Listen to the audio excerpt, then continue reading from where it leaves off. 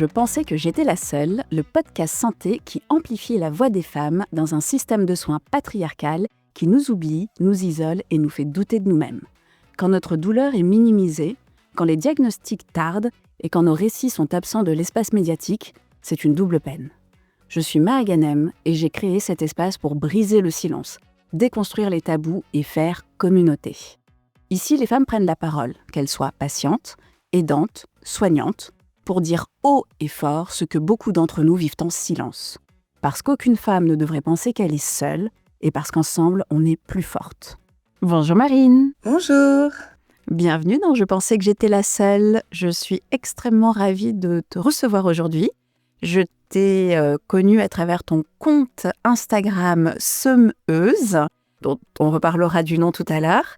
Et j'ai trouvé que ton compte et toutes les belles personnes et belles histoires que tu mettais en avant, quand on s'est rencontrés, quand je t'ai envoyé ce message pour t'inviter sur le podcast, je t'avais dit, je trouvais ça intéressant ta démarche. Et on avait dit que on aimait toutes les deux dire ce qui socialement semble être l'indicible et montrer à voir ce qui semble bien immontrable.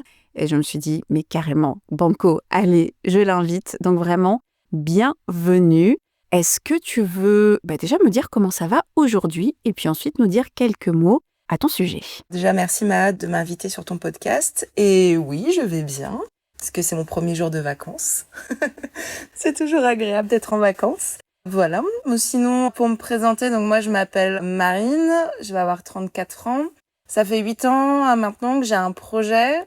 Bon, il est passé par pas mal d'étapes de cheminement et même de noms, mais maintenant le projet s'appelle Semeuse, comme tu l'as si bien dit tout à l'heure. Le but, c'est de dessiner donc gratuitement les personnes qui le souhaitent. Je dessine leurs portraits, donc elles me contactent via les réseaux sociaux généralement et elles m'envoient leurs photos par mail et à partir de là, en fait, je les dessine. Ensuite, je poste leurs portraits, leurs dessins d'elles avec leurs témoignages. Et aussi, il m'arrive de poster seulement le témoignage. Il n'y a pas forcément besoin non plus d'être dessiné pour faire partie du projet. Le but, c'est de montrer les personnes invisibilisées aux yeux de la société, de raconter un événement qui nous a mis en colère ou qui fait état d'une discrimination, d'une oppression, et de montrer qu'on n'est pas les seuls, même si on pense qu'on l'est, aussi pour visibiliser ces histoires, ces personnes. Voilà. Super, merci beaucoup.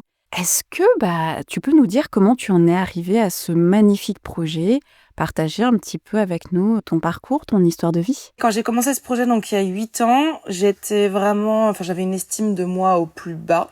J'avais pas encore conscience, en fait, qu'il m'était arrivé des choses graves dans ma vie. Je pensais que tout ce qui m'était arrivé était de ma faute. J'avais une mauvaise image donc de mon corps, aussi par rapport à la nourriture. En fait, j'avais des troubles de conduite alimentaire qu'on appelle les TCA dans le jargon. Donc TCA, souvent on dit trouble du comportement alimentaire, mais TCA c'est donc trouble de conduite. Et en fait, en gros, ça veut dire que c'est des comportements alimentaires qui sont différents de ceux habituellement adoptés par les personnes vivant dans le même environnement que nous. Et ces troubles, ils peuvent être importants, durables, et ça peut avoir des répercussions psychologiques et physiques. Au bout d'un moment, on est obsédé par son alimentation, ou alors on va avoir des règles très strictes sur l'alimentation qui peuvent nous faire souffrir.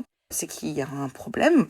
Donc moi, clairement, en fait, je souffrais d'hyperphagie, c'est-à-dire que comme par moment, je me limitais à des aliments ou à des quantités d'aliments et en fait, c'était pas suffisant forcément des fois. Je n'en pouvais plus et je me lâchais. Enfin, j'ai pas trop ce terme, mais du coup, j'ingurgitais une grosse quantité de nourriture. Ou j'avais l'impression, c'était ça le pire, c'est que j'avais l'impression d'ingurgiter une grosse quantité de nourriture alors que c'était pas forcément le cas. Et en fait, j'étais persuadée que pour être une meilleure personne et pour m'aimer, il fallait absolument que je contrôle mon corps et mon alimentation et que je fasse absolument du sport et pas du tout par plaisir, mais dans le contrôle de mon corps. Et ça, c'est ce qu'on appelle aussi de l'orthorexie. Voilà. Et je souffrais également de dysmorphophobie. Et ça, c'est un trouble psychologique qui crée une préoccupation obsessionnelle sur des parties de son corps considérées comme des défauts par la personne. Voilà, donc on se perçoit pas du tout comme on est. Après, qui se perçoit tel que l'on est? Je pense personne. Merci les réseaux sociaux qu'une petite fille dès l'âge de 6 ans, en fait, commence à se poser des questions sur son physique, sur son apparence. Waouh, quoi. Merci de partager ça avec nous. Et du coup, quelle est la suite pour toi suite à cette volonté de contrôle, tu disais? Où est-ce que tu en es aujourd'hui? Comment ça se passe? Quel impact ça a eu sur ta santé? En fait, je pense que c'est ce projet qui m'a vraiment aidée, entre autres. Parce qu'au début, donc il y a 8 ans, j'ai commencé à dessiner les corps que je voyais sur les réseaux sociaux. Des objectifs de vie, enfin, c'était pas que des corps, c'était aussi des personnes qui m'inspiraient et auxquelles je voulais ressembler en disant que je serais la meilleure version de moi-même. Je mets bien des guillemets à cette phrase de développement personnel qui, pour moi, maintenant, je trouve que elle est trigger. Elle est déclenchante, ouais. Enfin, non, mais même, elle est dans le sens où être la meilleure version de soi-même, ça pousse les gens à chaque fois vouloir se modifier. Et en fait, ça aide pas du tout pour l'estime de soi. Ça veut dire qu'on serait toujours dans une insatisfaction de son corps, en fait, en voulant se dire qu'on veut devenir la meilleure version de soi-même. Mais en fait, ça n'a aucun sens. Et ça pousse à être frustré en permanence et à ne pas se sentir complet ou complète, en fait, je pense. Mais en tout cas, à ce moment-là, j'étais à fond dedans. Et du coup, je dessinais des corps de personnes du domaine du fitness, des hommes ou des femmes. Sauf qu'au bout d'un moment, à force de dessiner ces personnes-là, de parler avec elles, et aussi, à l'époque, je mettais juste le dessin, mais en dessous, en légende, je recopiais, en fait, le post qu'elles-mêmes avaient posté sur leurs réseaux sociaux avec l'image.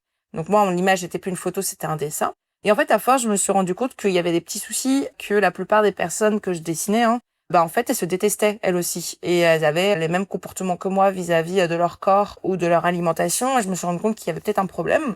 Et les réseaux sociaux aussi m'ont fait, à force, en fait, de discuter avec des gens, je suis tombée sur des mouvements qui prônaient le body positivisme, body positive, et ça m'a permis de me rendre compte qu'effectivement, il y avait peut-être d'autres manières de penser son alimentation et son corps. Mais c'est un très long chemin, parce que aussi le body positive, le mouvement body positivisme, tel qu'on le voit en France, a complètement été enlevé de sa substance. Et maintenant, on a tendance à dire que le body positivisme, c'est pour arrêter de complexer. Alors en plus, de dire il faut arrêter de complexer, c'est une injonction. Mais en plus, surtout qu'à la base, ce mouvement-là, en fait, c'est à la base un mouvement social en faveur de l'acceptation, de l'appréciation de tous les types de corps. C'est ce qu'on pense, en fait, mais que finalement, c'est des origines militantes du mouvement liées à la fat acceptance.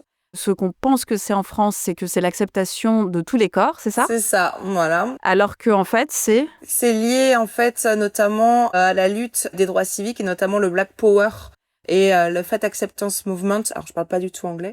Le Fat Acceptance Movement, le fait d'accepter les personnes en surpoids. Ouais, alors ils le décrivent pas forcément comme ça. Pour eux, c'est pas une question d'acceptation, c'est une question de visibilité et aussi des droits. Voilà, c'est un mouvement surtout des femmes, des personnes queer et des femmes noires, des personnes racisées aux États-Unis dans les années 60.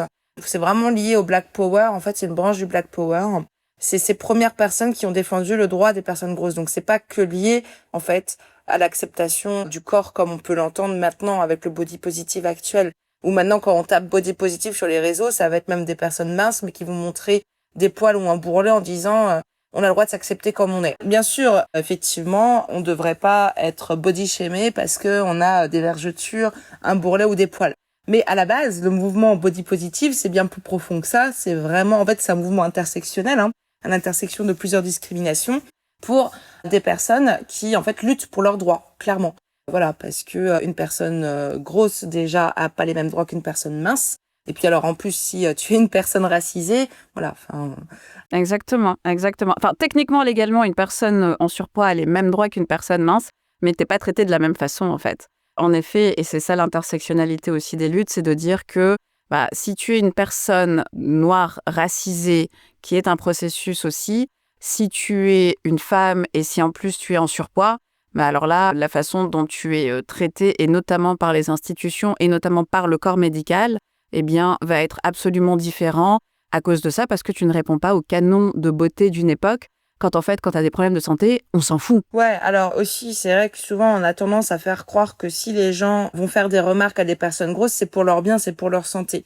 Sauf qu'en fait, la grosseur, ça ne veut pas forcément dire qu'il y a une maladie aussi. C'est vrai qu'il y a tout un amalgame, mais il y a des statistiques, des sources et des études qui le disent bien, en fait, qu'une personne dite en surpoids peut être en meilleure santé qu'une personne dite mince par l'IMC. Exactement. En fait, c'est un outil statistique à la base, c'est pas un outil du tout de santé. Les statistiques, elles sont liées à des études sur des hommes militaires des années après-guerre, donc 1950, blancs. Donc ça ne marche pas du tout. L'IMC, en fait, c'est l'indice de masse corporelle, et c'est effectivement cette échelle qui permet de dire, selon son IMC, si on est dans un poids normal, si on est légèrement en surpoids ou si on est dans de l'obésité dite morbide. Et c'est toujours utilisé aujourd'hui par le corps médical, alors qu'on sait très bien que cet outil statistique n'a absolument aucune base d'un point de vue médical des corps, et qu'en fait, elle ne s'intéresse qu'à une seule typologie de corps, et qu'il y a beaucoup de personnes qui ont un IMC dit élevé, mais en fait, c'est leur morphologie et leur ascendance aussi qui jouent là-dessus. Et donc, ça n'a rien à voir avec le fait, effectivement, d'être un homme blanc. Merci beaucoup, Non mais... Marine. Et du coup, pour en revenir à toi, Oui. comment est-ce que, de voir ces personnes, d'être dans cette orthorexie, alors ça, c'est une chose dont on a parlé dans l'épisode avec Jade en saison 1, le fait de vouloir contrôler son corps, de manger hyper bien, de faire beaucoup de sport, en pensant être dans l'hypersanté, en fait. Comment est-ce que cette orthorexie et comment est-ce que ces troubles... Donc tu dis TCA, on dit que c'est troubles du comportement alimentaire, quand en fait c'est troubles du comportement alimentaire, c'est ça? C'est troubles de conduite alimentaire, mais c'est pas grave. De conduite alimentaire. C'est...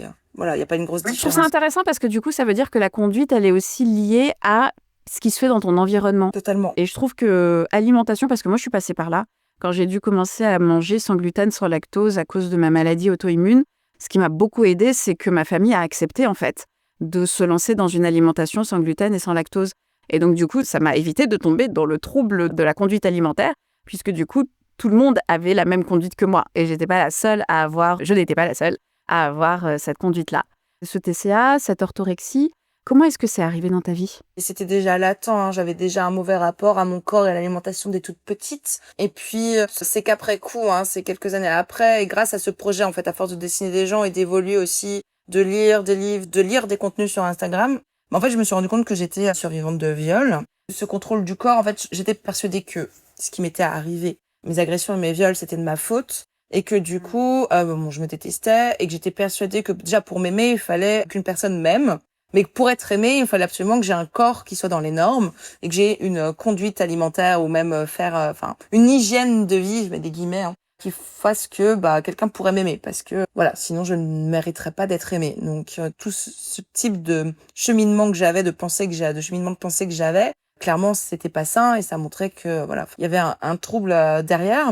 Et effectivement, la plupart des personnes, pas toutes, hein, mais la plupart des personnes qui souffrent d'un TCA sont liées à des traumatismes. Voilà. Et notamment quand il s'agit de viol ou de VSS, de violence sexiste ou sexuelle. Donc moi, j'en fais partie. Voilà. Donc j'étais complètement très mal dans mon corps, dans ma peau. C'est ce projet en dessinant des personnes et finalement très vite, j'ai décidé d'arrêter des gens du domaine du fitness. J'ai commencé à m'intéresser effectivement, sans connaître encore le mot intersectionnalité, mais à m'intéresser effectivement à ce mouvement-là et à des personnes en fait qui militaient juste pour être visibles, des personnes non minces et des personnes grosses qui se montraient sur les réseaux sociaux pour dire mais en fait nous aussi on existe et en fait on est discriminés. Ce qu'on vit ce n'est pas normal, on ne doit pas se plier à ça, on ne doit pas se plier à la culture des régimes, au culte de la minceur. On est bien plus que ça, en fait, on n'est pas qu'un corps. On n'est pas qu'un corps. Voilà, j'ai commencé de plus en plus à m'intéresser à ça. Pour moi, c'est important. Je parle très peu de moi sur mon compte Instagram, surtout dans mon feed avec les témoignages de personnes pour laisser la place aux personnes concernées. Mine de rien, à force moi aussi d'écouter des personnes concernées par des choses que je vivais pas forcément, hein, mais ça a permis de relativiser et aussi de me remettre en question et de me soigner aussi. Mais j'ai pas pu me soigner que avec Instagram et mon projet, hein. Il a fallu que je fasse appel à des thérapeutes, et encore aujourd'hui, même si maintenant, je suis guérie, la thérapie, elle m'a sauvée, voilà. Hashtag la thérapie marche. C'est ça. Alors, c'est un combat. Il faut aussi avoir les moyens financiers pour le faire. Il faut, pouvoir le faire financièrement, mais pas que, hein. Faut se sentir prêt ou prête. C'est pas simple. Il faut trouver le bon ou la bonne thérapeute aussi, hein. J'ai galéré. Mais voilà, je pense que c'est important. C'était important pour moi de le faire. Mais je pense que si, on n'est pas capable de le faire ou on n'a pas les moyens de le faire, il ne faut pas non plus se flageller pour ça parce que penser à sa santé physique ou mentale, c'est compliqué. Voilà. On est dans une société où on a tendance à s'oublier et tout est cher. En fait, c'est un privilège de pouvoir se soigner. Et c'est ça qui est dur et scandaleux et enrageant, c'est qu'aujourd'hui, pour pouvoir prendre soin de soi, le monde est devenu d'une telle complexité qu'on va dire que le barème de la sécurité sociale, il est plus vraiment adapté à nos existences d'aujourd'hui et que malheureusement, en tout cas moi, je fais partie de ces personnes qui pensent que de la même façon que tous les jours, tu t'hydrates et normalement, tous les jours, tu dois pouvoir avoir accès à de la nourriture. Tu dois pouvoir avoir accès aussi à ce qui va faire du bien à ta santé mentale, que ce soit par ce que tu lis, ce que tu écoutes et d'avoir cette possibilité, en effet, de faire de la thérapie, de rencontrer les bonnes thérapeutes, les bons thérapeutes et comme tu le dis si bien, de pouvoir aussi se donner l'opportunité de changer quand c'est nécessaire, quoi. Et c'est vrai qu'il y a tout un travail à faire là-dessus. J'aimerais revenir, déjà, les VSS et les femmes, voilà. Oui. Est-ce qu'on en parle? Enfin, oui, on en parle, carrément, on en parle. Déjà, je suis vraiment désolée que ça te soit arrivé. Et ce truc pour les femmes aussi, de dire que déjà, quand il nous arrive des choses comme ça, de se dire on va reprendre le contrôle sur notre corps, parce que ce qui nous est arrivé, c'est de notre faute. Les filles, ce qui nous arrive sur ce coup-là, c'est pas de notre faute. Jamais. Et vraiment, Marine, je te vois, on te croit et je suis vraiment désolée que ça te soit arrivé. Merci d'en parler aussi ouvertement ici. Tu disais vouloir contrôler ce corps parfaitement et se dire que finalement, cette validation extérieure, cet amour extérieur, c'est ce qui va guérir ou c'est ce qui va te permettre de te sentir bien. Aujourd'hui, t'en es où dans ce cheminement ou comment est-ce que la thérapie t'a aidé là-dedans? Parce que moi, c'est des questions, voilà, avec mes copines, on en parle aussi. Mais le corps parfait, le job parfait, l'appart parfait, enfin, tous ces trucs de la perfection en règle générale, qui déjà n'est pas de ce monde. Et en plus de ça, moi, j'aime bien dire qu'on est à la fois des œuvres en construction et à la fois des œuvres parfaites. Et à la fois des chefs-d'œuvre. On est des chefs-d'œuvre et en même temps des œuvres en construction. Où est-ce que t'en es, toi, sur ce parcours? Et comment est-ce que ton projet t'aide à ça? Alors maintenant, en fait, mon corps, c'est plus devenu un sujet. Voilà. Waouh. Ouais, enfin, c'est plus un sujet, quoi. Bien sûr, des fois, je vais avoir des biais grossophobes et il va y avoir des petites choses qui vont revenir. Hein. Je peux pas. Mais maintenant, je sais que ma valeur, elle dépend pas de ce que les autres pensent de mon corps. Je sais aussi que ce que les gens vont penser de moi ou d'eux-mêmes, je l'ai pensé aussi, parce que c'est des choses qui sont véhiculées par la société. Il y a qu'à regarder des séries, encore aujourd'hui, des séries qui sortent en 2025. Le body shaming, il est partout. Donc le body shaming, c'est quand on se moque du corps. Quand on voit aussi les influenceurs sur les réseaux, les blagues, des humoristes. Voilà, enfin, pour moi, dès lors qu'on se moque, en fait, d'un fait physique, c'est pas de l'humour, c'est de l'oppression. Alors, ça peut être aussi le validisme, hein, bien sûr. Se moquer des personnes handicapées, non. Même s'il y a des personnes handicapées qui derrière disent oui, moi, ça me fait rire. Je pense qu'il faut aussi écouter des personnes concernées. Et, enfin, en fait, le problème, c'est que, oui, si tu rigoles d'un fait entre vous, ok, mais en fait, tu sais pas qui va tomber sur ça. Enfin, pareil, sur des blagues racistes. Enfin, il y a raciste dans le mot, donc ça peut pas être de l'humour pour moi. C'est ça. Enfin, tu sais pas dans quelle oreille ça va tomber. Et moi, je suis prof à côté, je suis prof de lycée pro. J'ai 18 classes, donc j'ai tous les élèves d'un lycée. Les blagues racistes, les blagues sur le physique, j'en entends tous les jours. Et c'est difficile de leur expliquer que non, c'est pas de l'humour, en fait. Parce que même si eux, ils pensent qu'ils ont compris le truc et que non, ils le pensent pas réellement, oui. Mais qui va encore être impacté par ça, en fait, dans la salle de classe? Qui va comprendre, en fait, que derrière, c'est problématique? On n'a pas du tout la même vision. Enfin, même des adultes qui vont faire des blagues racistes en se disant que c'est raciste, oui, mais si vous le faites devant les enfants qui, eux, ne peuvent pas comprendre cet enjeu et qui vont le répéter en classe, il y a un problème, en fait, derrière. Voilà. C'est qu'un exemple. Mais tout ça, maintenant, effectivement, oui, c'est pas forcément simple tous les jours. Mais moi, c'est vrai que maintenant, quand on me dit comment tu te sens dans ton corps, c'est que c'est plus un sujet et ça fait du bien. Ça l'a été pendant des années. L'alimentation, la plupart du temps, c'est plus un sujet non plus. Et ça fait du bien. Parce que avant, j'étais obsédée par ça. Enfin, l'alimentation, c'était toute ma vie, quoi. J'y pensais tout le temps. Maintenant, c'est plus un sujet. Bien sûr qu'il y a des moments où c'est un peu plus difficile. Mais ça ne l'est plus, ouais. Et ça fait du bien. Ça fait vraiment, vraiment du bien, ouais. Quand j'étais obsédée par ça H24 avant, parce que les gens pouvaient penser de moi ou parce que moi je pensais de mon corps ou de moi, et que par exemple se rendre compte que au pire il y a des pensées qui vont passer comme ça, mais elles passent en fait, elles vont pas rester. C'est ça. Waouh. Enfin là je vois le chemin effectivement qui a été parcouru et c'est chouette. Mais on n'est jamais totalement guéri, je pense, d'un trouble du comportement, enfin un trouble de conduite alimentaire. Voilà, c'est quand même un combat, je pense qu'on vivra toute sa vie. On peut retomber dedans en fait, sauf que maintenant, voilà, j'ai les tips. J'ai les choses, les phrases réconfortantes, les manières de penser, ou des exercices qui font que maintenant je sais comment gérer les choses. Et oui, il y a des fois où je vais pas être bien dans ma tête, dans mon corps, dans mon rapport à l'alimentation. Mais je dis, t'as le droit, en fait, c'est comme ça. Et puis, ça passera. Et oui, effectivement, après, j'y pense plus et ça passe.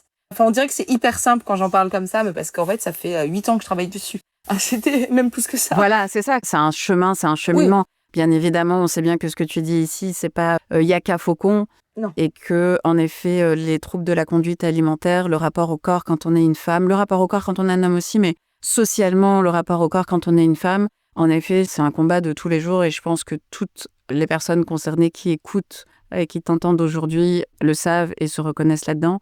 Et vraiment, merci une fois de plus de venir témoigner de ça publiquement, à visage découvert, parce que c'est pas toujours quelque chose de facile. Tu disais tout à l'heure, donc voilà, c'est un travail, c'est des années avec des thérapeutes.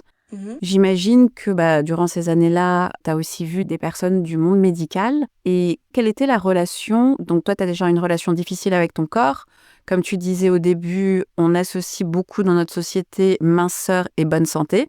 Quand en fait, pas du tout, hein. Il y a des personnes très minces qui sont en très mauvaise santé. Quand on regarde sous le capot, comment ça se passait pour toi, les visites médicales, les relations avec le corps médical? Il faut savoir qu'à l'époque où je me détestais vraiment, j'étais mince. J'étais persuadée d'être grosse, donc gros biais grossophobe déjà. J'étais mince, donc clairement, je subissais pas de la grossophobie, en fait, je subissais du body shaming. Mais à l'époque, j'étais pas au courant de tout ça, donc, et j'avais des biais grossophobes forcément. Mais j'étais mince, ce qui m'a fait vraiment vriller à un moment, qui a fait que j'ai commencé vraiment un régime et à compter mes calories et à tomber vraiment dans l'orthorexie. Ça a été la visite d'un médecin. La mutuelle de mon père, en fait, proposait une sorte de check-up où on faisait plein d'examens, voilà, remboursés. Je venais juste de finir mes études. Ça faisait quelques mois que je revenais de l'étranger et j'avais vécu effectivement à l'époque un viol, mais j'en avais pas, je m'étais pas ces mots sur ça. Pour moi, c'était ma faute en fait. Donc, j'étais à milieu d'imaginer que ce que j'avais vécu, c'était un viol. Cette médecin, en fait, a critiqué mon corps et mon alimentation. Alors déjà, je parlais en fait clairement d'hyperphagie en disant que oui, des fois, j'arrivais pas à m'arrêter avec un paquet de bonbons ou un paquet de chips. Et en fait, elle m'a dit qu'il fallait absolument que je perde 3 kilos, que sinon j'allais devenir en très mauvaise santé et qu'il fallait que, qu'en gros, c'était qu'une question de volonté. Waouh! Ouais. Et à l'époque, j'étais mince. Donc, voilà, c'est à ce moment-là que ça a vrillé et que j'ai commencé vraiment à tout contrôler. Et je me sentais pas mieux. J'avais l'impression, mais en fait, il y a une sorte d'euphorie au début quand on commence ce type de régime et ce type de vie. Mais en fait, ça disparaît très vite. Le corps ne peut pas tenir, en fait, sur la durée. Et du coup, quand on flanche et qu'on se retrouve à ne plus pouvoir faire du sport parce qu'en plus on s'est blessé ou à flancher par rapport au régime strict qu'on s'est donné et du coup à manger des choses qu'on s'autorise pas, on se sent comme une grosse merde et on se dit que c'est un problème de volonté et que c'est notre faute. Alors qu'en fait, pas du tout, hein. C'est pas du tout un problème de volonté. Et en plus, il faut savoir que 70% de notre poids, c'est lié à notre génétique. Donc voilà, c'est pour ça parce que en plus, mon corps au bout d'un moment stagnait à un certain poids. J'étais persuadée que c'était de ma faute, que je faisais pas les choses comme il fallait. Non, c'était juste, en fait, c'est juste la génétique. On ne choisit pas son corps et ses gènes. C'était toute une spirale infernale, hein, clairement. Mais donc toi, à cette époque-là, tu avais quel âge? C'était il y a 8-10 ans. Donc j'avais 24-26 ans. Donc tu as 24-26 ans, tu es mince, tu viens de subir un traumatisme. Tu vas voir cette médecin parce que la mutuelle de ton père propose plein d'examens. Et ça, super. Mais par contre, elle te dit, waouh, c'est une question de volonté, quoi. Ouais, et oui, quelle clairement. Violence! Bien sûr que tu penses ça, toi, après. Oui. Et puis en plus, cette personne était grosse. Donc la grossophobie intériorisée chez les personnes grosses est très fréquente. Hein. Donc elle-même, j'imagine même pas la violence qu'elle avait de dire ça. Elle devait se détester aussi parce qu'en fait, elle a inculqué des choses qu'elle-même n'était pas capable de tenir parce qu'en fait, très peu de gens peuvent tenir sur la durée sur ce type de choses. Clairement, c'était hyper violent. En plus, je lui ai demandé à ce moment-là, je fumais la cigarette, je lui ai demandé des conseils parce que je commençais à arrêter, mais du coup, je prenais un petit peu de poids. Et en fait, elle n'a pas été foutue de me donner des conseils ou de me remettre vers des gens qui pouvaient m'aider pour arrêter de fumer, en fait. Par contre, elle a jugé en disant, c'est mal, il faut absolument que vous arrêtiez. Je suis, oui, je suis en train d'essayer d'arrêter, mais c'est difficile et du coup, j'ai eu un peu plus de fringales, je mange un peu plus. Plutôt que de me dire, écoutez, je vais vous donner, il y a des numéros, il y a des choses. C'est ça, il y a des numéros en France pour arrêter de fumer, en fait. Elle devrait avoir normalement des choses, dire, tel médecin peut vous aider à l'hôpital, machin, voilà. Rien. C'est ça, l'addictologie, en fait. Ouais, c'est ça. Tout simplement, déjà pour commencer, les services d'addictologie sont là pour ça, quoi. Aucune orientation. Non. Parce que le soutien, on sait en santé que c'est ce qui va le plus permettre aux personnes de changer leurs habitudes. Et donc, elle ne propose pas de soutien, mais seulement de l'injonction, il faut que tu fasses mieux, quoi. Ouais, et puis pour elle, c'était juste un prétexte de dire non, mais c'est bon, arrêtez de dire que vous mangez comme ça. Alors que mon alimentation, maintenant, avec le recul, était plutôt... il n'y avait rien de catastrophique, hein. Que c'est en fait complètement sain des fois de se faire un paquet de chips entiers. Déjà, l'équilibre alimentaire, c'est pas sur une journée, c'est même pas sur une semaine, c'est idéalement on dit sur 10 à 15 jours voire plusieurs semaines en fait. Bien sûr que des fois on va manger ses émotions quand ça ne va pas. C'est même plutôt sain de pas se réfréner en fait. De pouvoir tiens, j'ai pas spécialement faim mais j'ai envie de manger un pot de glace, en fait c'est qu'il y a quelque chose derrière. Si tu te réfrènes à ça, à ne pas vouloir le manger alors que tu as envie de le manger, c'est là que ça peut devenir compliqué. Bien sûr, après, c'est une question de fréquence. Parce que si tous les jours, on est à devoir manger énormément pour se calmer, se contrôler, c'est qu'il y a quelque chose, il y a un trouble derrière psy à soigner. Mais manger ses émotions, même quotidiennement, quand c'est juste dire j'ai envie de manger ce cookie parce qu'il me fait envie, c'est normal en fait. C'est totalement sain. C'est ça. Et surtout que les cookies, généralement, la façon dont ils sont présentés, ils ont toujours l'air alléchants et comment dirais-je, et d'être la chose qu'il te faut dans la journée. Et vraiment, ce cookie va devenir ton meilleur ami, quoi. Non mais Donc, faut arrêter de diaboliser la nourriture parce que c'est comme ça en fait qu'on a des mauvais rapports à l'alimentation et à nous-mêmes. Ce cookie, t'en as envie, tu le prends et en fait au bout d'un moment quand tu vois que tu t'autorises tout, bah il y a plein de choses que tu manges plus. Maintenant, je me rends compte que oui, avant c'était impensable pour moi de pas finir un repas sous une note sucrée. Maintenant, c'est plus un problème. c'est plus un Des fois, je vais problème. pas manger quelque chose de sucré à la fin de mon repas pendant plusieurs jours. Et voilà. Et en fait, c'est plus un problème. Et par contre, oui, ça va m'arriver de me dire, oh là là, j'ai envie que de manger de sucré. Et oui, je vais me faire un repas où il y a que du sucré. Voilà. Et je culpabilise plus avec ça, en fait, parce que je me fais confiance. Et que je sais que l'équilibre alimentaire se fait pas sur une journée ou sur un repas.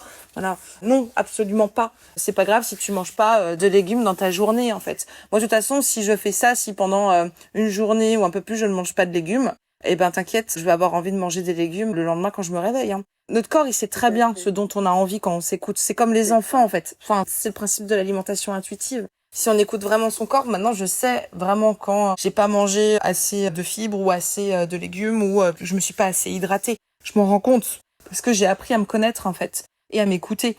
Voilà. Et je le sais, mon corps il me le dit quand il me manque quelque chose. Donc c'est pour ça que oui, un régime où on te dit qu'il faut absolument pas dépasser de grammage et manger telle ou telle chose à telle heure de la journée, enfin, tu t'écoutes plus, en fait. Tu masques totalement tes sensations et c'est là que ça peut devenir dangereux. Après, bien sûr, là, je ne parle pas de personnes qui ont des régimes spécifiques liés à une maladie, hein. Voilà. Ou à un trouble. Oui, non, non, bien sûr, bien sûr. Je parle de personnes qui n'ont pas de régime alimentaire strict. Particulier à voilà, suivre, particulier, ouais, bien bien sûr. sûr. Ça n'a bien rien sûr, à bien sûr. voir, voilà, quand tu dois éviter le sel ou le sucre parce que tu es sous traitement ou que tu as quelque chose. Voilà. Je parle pas de ça. C'est vrai que, voilà, à l'époque, j'étais mince, mais j'étais en moins bonne santé que maintenant. Oui, si je monte sur une balance et que je donne mon IMC à un médecin, bah oui, je suis considérée comme obèse stade 2. Dis-nous tout, c'est quoi stade 2? Eh ben, c'est presque morbide. Ok. Ouais, il y a 3 stades, je crois. Alors que mes examens sanguins sont excellents, que si je regarde ma montre, apparemment, je fais en moyenne 8000 pas par jour. Donc même les jours où des fois je marche pas, enfin c'est lissé sur l'année. Waouh. Parce que je fais la plupart des choses à pied. J'ai une activité physique plutôt régulière. Après, bon, c'est vrai qu'il y a des moments dans l'année où j'en fais moins. Ça dépend. Ou parce que juste j'ai pas envie. Voilà, en ce moment, je sais que je suis fatiguée et que non, je fais pas une séance par semaine de sport. Mais c'est pas grave en fait parce que je sais que je le fais plutôt régulièrement et que voilà, de toute façon, bah voilà, je marche quand même pas mal au fur et à mesure de la journée. Enfin, je suis en bonne santé en fait. Ouais, je fais 103 kilos pour 1m75. Oui, je suis considérée obèse, mais en fait, non, je suis en bonne santé. J'ai aucun souci, quoi. Donc, normalement, l'obésité, c'est pas juste le poids, hein, c'est le facteur de plusieurs choses, dont le diabète ou le cholestérol, par exemple. Le poids, en fait, c'est qu'un symptôme. C'est pas une maladie, techniquement. C'est que le symptôme d'une maladie. Mais en fait, maintenant, on le sait que le poids, souvent, ouais, c'est lié à autre chose. Le poids seul ne peut pas être une maladie. Donc, moi, si on me dit que je suis obèse, bah, ça me fait doucement rire, quoi. Parce que comme la plupart des personnes qui sont considérées en obésité selon l'IMC, non, on n'est pas malade. Le poids seul n'est pas une maladie, clairement. Et le poids seul n'indique rien, sauf si c'est une prise de poids brutale ou une perte de poids brutale. Moi, je sais que j'ai vécu ça Oui, avec c'est ma un pathologie, symptôme la de quelque chose, sarcoïdose. en fait. Voilà, c'est un symptôme, mais c'est pas en soi-même. Ça peut pas tout définir. Je suis absolument d'accord. Voilà. Et cet IMC, ça va toutes et tous nous tuer. Je reviens dessus parce que moi, je suis en Belgique et donc c'est un mathématicien belge qui a inventé ça au milieu du 19e siècle. Oui. Je veux dire, voilà, aujourd'hui, on est en 2025, quoi. Et donc, du coup, moi, quand tu me dis, on me dit que je suis en obésité stade 2, je suis comme, mais donc là, à date d'enregistrement, on est en juillet 2025, et je me dis, c'est quand même incroyable, alors qu'on sait que scientifiquement, cette chose ne tient pas, et pourtant, c'est toujours là. Et ça fait partie vraiment de cette vision aussi patriarcale du système de soins, ou même les choses dont on sait qu'elles n'ont absolument aucune base scientifique réelle pour les corps humains d'aujourd'hui et pour tous les corps humains, pas seulement ceux des hommes blancs du 19e siècle en Belgique, et qu'on continue avec et qu'on continue à mettre des gens mal. Et donc voilà. Et donc ensuite, on te dit, la médecine, c'est une science et c'est une science qui est neutre. Je ne crois pas. Je ne crois pas. J'aimerais aussi, du coup, bah voilà. Donc à l'époque, tu es mince, mais on te fait quand même ce qu'on appelle donc ce body shaming et on te dit ce que tu manges, c'est mal. Et depuis, comment ça se passe? Puisque là, tu viens de nous dire ton IMC, c'est proche de l'obésité morbide. Comment ça se passe maintenant pour toi? Bon, moi, j'ai pas de souci avec ça. C'est juste qu'effectivement, faut quand même s'armer quand tu vas chez le médecin. Après, moi, c'est pas parce que mon IMC considère que je suis grosse que J'aurais pas de mal à dire que moi je suis grosse. Après, en fait, la grosseur, c'est pas une question de ressenti, c'est une question d'accessibilité. Et c'est pas moi qui le dis, c'est des militantes anti-grossophobie qui le font. Et en fait, il y a une militante, alors je vais retrouver son nom. C'est une militante, en fait, qui a créé l'échelle de la grosseur, qui a été retraduite en français par Laureline. Laureline, c'est une militante québécoise qui lutte contre la grossophobie. Donc, en fait, cette échelle de la grosseur, ça permet de montrer qu'en fait, effectivement, c'est une question d'accessibilité. On peut pas se sentir gros. Non, on est gros ou on n'est pas gros. Point. C'est pas du tout une question de... J'adore. Voilà. Non, mais c'est vrai. T'es gros ou t'es pas gros, c'est tout. Et Voilà. gros, c'est pas Maintenant, un gros mot. En fait, moi, j'aurais pas de mal. Mais c'est juste que si moi, je dis que je suis grosse, est-ce que ce serait pas invisibiliser les personnes qui subissent plus que moi la grossophobie au quotidien? Parce que, oui, ok, je suis une taille 46. Oui, du 46, c'est pas forcément évident de trouver en magasin. Ok, mais je suis pas une taille 55 ou 60 non plus, quoi. Je peux quand même trouver dans des friperies, sur Vinted, pas trop difficilement. Je peux trouver sur certains sites. Je suis pas obligée, en fait, d'aller sur Shein pour trouver des vêtements parce que oui, il y a des personnes, elles ont pas le choix que d'aller sur Temu, sur Shein pour trouver des vêtements. C'est le seul endroit où elles vont trouver des vêtements, en fait, à leur taille. Avec des prix, surtout qu'on n'a pas trop les moyens, avec des prix, qui restent accessibles. Moi, je ne dirais jamais à ces personnes, je ne vais jamais tacler ces personnes grosses ou des personnes handi, par exemple, qui n'ont d'autre choix que d'acheter, effectivement, de l'ultra fashion, de l'ultra fast fashion. Est-ce qu'elles ont pas le choix, en fait? Moi, c'est pas le cas. Moi, je peux quand même trouver des vêtements. Oui, bien sûr, je galère plus qu'une personne qui fait un 40 ou un 38 ou un 42. Il y a des magasins où clairement qui s'arrêtent à taille 42, je peux pas m'habiller. Mais je peux quand même trouver. Oui, quand je vais au cinéma, je peux me dire que je suis un peu coincée dans les sièges. Bon, après, je suis grande, je suis 1m75. Donc, voilà. Je connais des personnes plus grosses que moi qui, elles, ne sont pas embêtées par ça parce qu'en fait, elles sont plus petites que moi aussi. Voilà. Chez le médecin, oui, je dois me justifier, mais je ne subis pas non plus autant de remarques et de violences systémiques grossophobes que ces personnes-là, que des personnes bien plus grosses que moi. C'est pour ça. Je pense que c'est important aussi de savoir où on se situe et de savoir clairement ce que c'est la grosseur et la grossophobie. Oui, je dois me justifier. Mais je suis quand même plutôt privilégiée, je reste quand même quelqu'un en bonne santé, qui a les moyens de se soigner, et ça, faut le dire, et d'aller chez des thérapeutes, qui a les moyens aussi de manger très correctement, de pouvoir, j'ai le choix de mon alimentation, ce qui n'est pas le cas de beaucoup de personnes en 2025, même en France, avec la précarité. Je suis plutôt privilégiée et oui, c'est chiant effectivement quand mon médecin est pas là et que c'est un ou une jeune remplaçante qui a des cours très grossophobes et qui, dès qu'elle me fait monter sur la balance, voit mon poids et là, me sort des trucs hyper grossophobes et que je dois me justifier parce que elle me sort des trucs, oui, forcément, si vous avez ça, c'est parce que ça, si vous avez mal ici, c'est parce qu'il faut perdre du poids. Enfin, ça devient énervant et en fait, il faut se justifier, quoi. Si t'as un rhume, c'est parce que t'es en surpoids. Ah ça, oui, il y a plein de gens, sur mon compte, plein de gens, plein de personnes concernées par la grossophobie, plein de personnes grosses en parlent, effectivement. Des femmes qui, ou des hommes même qui, on leur a dit que si elles avaient mal aux genoux, c'est parce qu'il fallait perdre du poids. Et en fait, ils se sont rendus compte que pas du tout. Quelques années plus tard,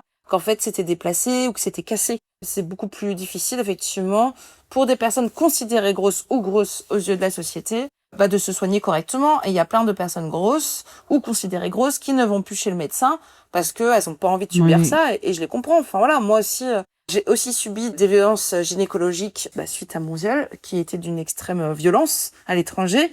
Ça a été très dur pour moi de retourner chez un gynécologue. C'est encore difficile. Maintenant, j'ai trouvé des personnes safe. Mais c'est pas simple de faire des suivis médicaux quand on sait que derrière, on a subi de la violence, en fait. Parce qu'on sait que, encore, tout ce qui est grossophobie ou VSS, en fait, c'est pas du tout pris en compte par la plupart des soignants en France. Absolument. Voilà. Absolument, c'est encore absolument. très marginalisé. Et encore, je suis une femme blanche parce que pour des femmes racisées, il y a le syndrome méditerranéen aussi qui se rajoute. Mais bien sûr, parce que on sait que quand une personne noire ou d'ascendance maghrébine a mal, c'est parce qu'on exagère, c'est parce que c'est dans nos cultures, c'est comme ça. Oui, c'est parce qu'on est très volubile, on s'exprime beaucoup. Alors, mais il faut pas trop le croire, quoi. Faut pas trop croire en notre douleur. Absolument. Ouais. Tout à fait, ce fameux syndrome méditerranéen. Ce que tu disais là sur les violences qu'ont les VSS et comment est-ce que ça impacte notre parcours de soins. On en parlait aussi avec Vic 10 dans la première saison où elle racontait cet examen de respiration qu'on lui a fait, cet examen pulmonaire qu'on lui a fait et ce petit pchit qui lui a rappelé un pchit de son agresseur et qui en fait a fait qu'elle a complètement décompensé pendant l'examen dont on lui a absolument pas expliqué de comment il allait se passer. De savoir que quand on arrive dans un cabinet médical, pour un examen médical, on arrive avec toute notre histoire et tout ce qu'on est et tout ce qu'on porte et tout ce qu'on prend sur nous en fait déjà au quotidien. et qu'il y a des paroles qui paraissent naturelles parce que, en tant que professionnels de santé, c'est ce qu'on nous a appris, mais qui, en vrai, dans la vie des gens, sont d'une violence et d'une violence secondaire. Donc, on rajoute à la violence que la personne a subie, ce qui fait que beaucoup de femmes aussi refusent ou ne vont plus ou n'ont plus de suivi gynécologique aussi aujourd'hui. Ouais, Ou de personnes effectivement obèses ou considérées comme grosses ne vont plus chez le médecin parce que, et ça aussi j'en discute avec beaucoup d'autres, au moindre chose que tu as, on te dit, la première réponse qu'on te donne, c'est « il faut perdre du poids ». Et c'est quand même quelque chose d'assez violent. Et on ne te donne pas la réponse à ta question. Oui, c'est et ça aussi, bref, le système de soins. On fait tout un podcast là-dessus aussi. Et puis surtout de dire que sur l'alimentation et l'éducation à l'alimentation, il y a aussi ce biais en France où on pense que c'est parce que la France, les gens mangent bien, donc il n'y a pas besoin vraiment de faire d'éducation à l'alimentation. Et que les petits fascicules qu'on récupère quand on est à l'école primaire, moi je me souviens de ces petits fascicules d'éducation à l'alimentation et des plans nationaux nutrition, et qui en fait sont faits par les groupes agroalimentaires. Et que derrière, il n'y a absolument aucune vraie recherche et il n'y a absolument aucune justification en fait de dire il faut tant de lait, il faut tant de céréales, il faut tant de ceci, il faut tant de cela, quoi. Et puis c'est très injonctif, c'est très très injonctif. Ah mais tellement. Ça a commencé justement ces trucs de manger, bouger, 4 à 5 légumes par jour, éviter les aliments trop sucrés, trop salés. Tout ça, c'est arrivé à la télé quand j'avais 8 ans. Je pense 7, 8, 9 ans. Quand je commençais à peu près à regarder la télé en autonomie, on n'avait pas beaucoup, on avait quoi, une demi-heure par jour, je crois, un truc comme ça. Enfin, c'était... Et nos parents choisissaient nos programmes, mais il y avait quand même les pubs avec ça. Ça m'a vraiment pas aidé, en fait. Ça m'a culpabilisé parce que je me sentais, déjà à l'âge de 8, 9 ans, je me souviens, je me sentais super mal quand je mangeais un bonbon, quoi. Parce que j'avais vu la pub, on me disait attention, faut pas en manger trop. Et puis voilà, dans mon entourage, on me disait bah oui, tu vas grossir ou tu vas être grosse. Et être grosse, c'était le mal, quoi. Enfin moi, on m'a inculqué ça toute ma vie en me disant être une personne grosse, c'est être une personne pas une bonne personne. C'est horrible en fait quand on y pense. Et encore maintenant, j'en entends tout le temps, les pubs à la radio, quand on entend ces soi-disant journalistes sur des chaînes, sur Énergie par exemple, à la radio, ces chroniqueurs, voilà, qui des gens appellent pour expliquer des choses de leur vie, mais il y a des biais grossophobes et sexistes, enfin. Et la culture du viol et la culture des régimes mélangés, enfin tout est mélangé, enfin ça va pas du tout la plupart du temps. On nous inculque des tout petits ces idées où en fait bah ça casse notre estime de nous-mêmes et on est persuadé d'être de mauvaises personnes. Et voilà, et ces fascicules là où on nous dit de faire des choses mais en fait ça prend pas du tout en compte déjà les gens, leurs revenus, enfin il y a quelque chose de très classiste aussi et c'est toujours des questions d'injonction et de volonté en fait qui sont complètement fausses. Et moi, je pense que ces pubs-là, des fois, ces fascicules-là, ou même les Nutri-Score qu'on a maintenant, ça fait plus de mal qu'autre chose, en fait. Parce que derrière, c'est pas expliqué, ou on prend un peu les gens pour des neuneux aussi, en leur disant, attention, si tu manges ça, c'est mal. Alors qu'en fait, non. Je vais pas, mais... Non, mais je trouvais ça très bien ce que tu disais sur faire confiance à son corps. Ouais. Et c'est vrai que ça aussi, moi, je sais que je fais des allergies depuis que je suis enfant. Et mon allergologue qui disait, en fait, des enfants qui refusent de manger un aliment, il faut les écouter.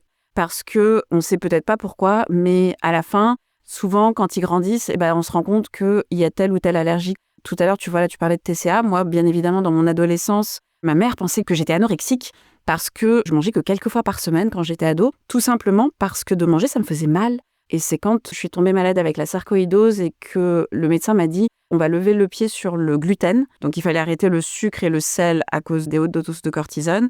Et il m'a dit, on va aussi faire je sais plus exactement pourquoi, parce qu'il y a des moments qui sont un peu trop brumeux dans ma tête sur cette période. Mais en tout cas, il m'avait dit, on va arrêter le gluten et ça a changé ma vie. Et du coup, ma mère pensait que j'étais anorexique. Elle en avait parlé à mon médecin généraliste. Je pensais que j'étais anorexique. Et tu vois, et toutes ces choses qui font que parce qu'il y a un manque d'éducation à l'alimentation en France, une fois de plus, parce qu'on pense que c'est la France et donc tout le monde sait bien manger, tout le monde mange bien. Et c'est ça notre réputation internationale. Quand en fait, il y a plein de choses qu'on ne sait pas. Et encore aujourd'hui, je suis un régime alimentaire, alors c'est juste, en fait, je fais attention à ce que mon corps aime ou n'aime pas. Et il y a plein de choses à cause du taux d'histamine dedans, vu que j'ai toutes ces allergies, que mon corps n'aime pas. Quand on te dit un avocat de toast, c'est hyper bon pour la santé, en fait, moi, l'avocat, ça me fait vachement du mal à la santé, tu vois. Et donc voilà, ce que tu disais sur faire confiance à son corps, mais en même temps, quand on est une femme, le patriarcat, mais aussi le capitalisme, la télé, où la conjonction des deux fait que, en gros, on s'auto-gaslit, quoi. On s'auto-doute et on se dit « Ah mais non, il faut faire comme ci, il faut faire comme ça ».